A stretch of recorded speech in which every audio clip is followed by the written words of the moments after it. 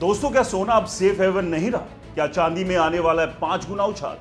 क्या शेयर बाजार में जो तेजी आई है वो असली है या एक बड़ा ट्रैप? और सबसे बड़ा सवाल, क्या आपने डर में बेचकर अपनी सबसे बड़ी गलती की थी?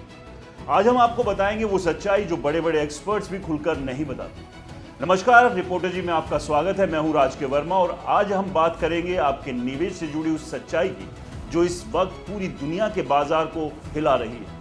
अमेरिका और ईरान के बीच बातचीत की जो प्रक्रिया शुरू होने वाली है उस पर पूरी दुनिया की नजर टिकी हुई है। दोस्तों, पिछले कुछ दिनों में जो तनाव बना उसने तेल बाजार से लेकर गोल्ड, सिल्वर और शेयर बाजार तक को झकझोर कर रख दिया। अमेरिका के राष्ट्रपति डोनाल्ड ट्रंप की तरफ से 5 दिन का अल्टीमेटम दिया गया और अब ये समय लगभग खत्म होने वाला है। ईरान को भारी नुकसान हुआ और रिपोर्ट्स के मुताबिक वो भी अब इस संघर्ष को खत्म करना चाहते हैं।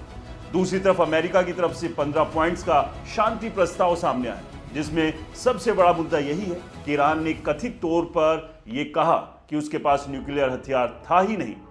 अब सोचिए, अगर ये सच है तो फिर इतना बड़ा तनाव क्यों खड़ा हुआ? ईरान की मांग भी साफ है, उसे हुए नुकसान का मुआवजा मिले, अमेरिका गल्फ से पीछे हटे और भविष्य में कोई हमला ना हो। अब ये सारी बातें बातचीत की टेबल पर तय होगी।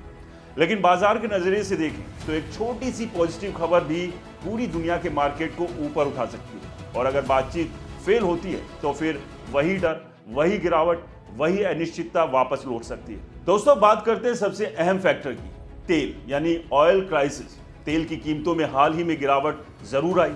ब्रेंट $100 के नीचे आ चुका है, WTI 90 के नीचे। लेकिन इसका मतलब ये नहीं कि संकट खत्म हो गया। असल सच्चाई यह है कि संकट अभी कई महीनों तक बना रहेगा। कतर का LNG प्रोडक्शन बंद है, सऊदी का बड़ा टर्मिनल पूरी तरह जून के बाद ही चालू हो पाएगा और ईरान को अपनी उत्पादन क्षमता वापस लाने में 12 से 18 महीने लग सकते हैं। यानी सप्लाई शॉक अभी खत्म नहीं हुआ है और यही सप्लाई शॉक आगे चलकर महंगाई को बढ़ाएगा।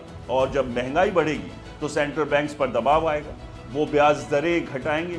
और याद रखिए, इंटरेस्ट रेट ही गोल्ड का सबसे बड़ा दुश्मन है। अगर रेट घटते हैं तो गोल्ड भागता है, अगर रेट बढ़ते हैं तो गोल्ड गिरता है।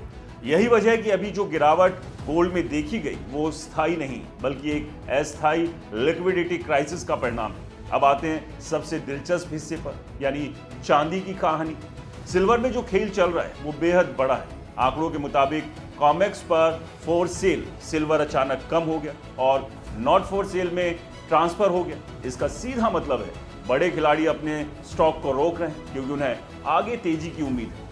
यानी जो स्मार्ट मनी है वो क्या कर रही है? वो बेच नहीं रही, वो होल्ड कर रही। दोस्तों, इतिहास भी यही कहता है। 2008 के आर्थिक संकट में चांदी पहले $20 से गिरकर $10 पर आया, यानी आधा हो गया।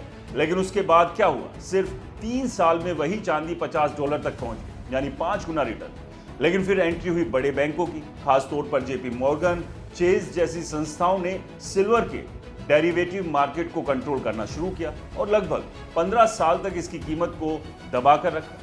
बाद में इन पर भारी जुर्माना भी लगाया।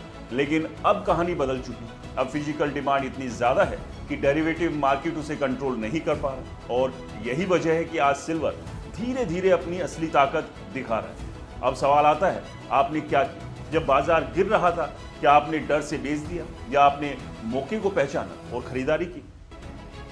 दोस्तों, यहां सबसे बड़ा खेल है माइंडसेट। एक लेवल पर एक इंसान बेचता है, दूसरा खरीदता है। एक डरता है, दूसरा मौका देखता है और यही फर्क तय करता है कि कौन पैसा कमाएगा और कौन नुकसान करेगा। निवेश का सबसे बड़ा नियम है डाइवर्सिफिकेशन, SIP और डिप बाइंग। जब बाजार गिरता है तो आपको भागना नहीं बल्कि धीरे धीरे खरीदना, क्योंकि बाजार का एक सिद्धांत है, नीचे सीमित गिरावट होती है लेकिन ऊपर अनलिमिटेड संभावनाएं होती है। उदाहरण के लिए, अगर गोल्ड 4000 के आसपास आ गया तो ज्यादा से ज्यादा 10 से 20% और गिर सकता है, लेकिन ऊपर जाने की कोई सीमा नहीं।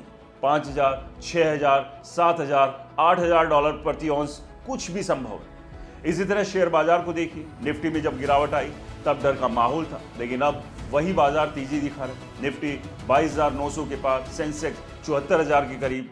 FII यानी फॉरेन इन्वेस्टर्स लगातार बेच रहे हैं, लेकिन DII यानी डोमेस्टिक इन्वेस्टर्स खरीद रहे हैं। इसका मतलब क्या है?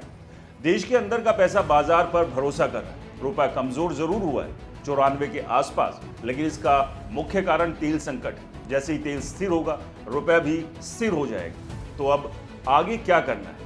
पहला, मार्केट को कभी छोड़ना नहीं। दूसरा, हर गिरावट में थोड़ा थोड़ा निवेश करना। तीसरा, 15% के आसपास का रिटर्न सोचकर चलना, ना कि जल्दी अमीर बनने का सपना, क्योंकि बाजार में सबसे ज्यादा नुकसान लालच से होता है और सबसे ज्यादा फायदा धैर्य से होता है।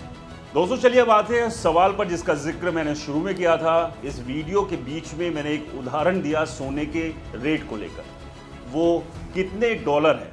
सही जवाब देने वाले लकी विनर को मिलेगा रिपोर्टर जी की तरफ से एक शानदार गिफ्ट हैम्पर। और हाँ दोस्तों, कमेंट्स में बताइए आने वाला भविष्य सोने और चांदी के लिए कैसा रहने वाला है। और ये वीडियो पसंद आया हो तो इसे लाइक करें, शेयर करें, हमारे चैनल को सब्सक्राइब और फॉलो करना बिल्कुल ना भूलें। और हाँ दोस्तों, ये वीडियो सिर्फ जानकारी के लिए है, निवेश की सलाह आप बिल्कुल नहीं है, इसलिए जहां भी निवेश करें सोच समझ के करें। नमस्कार।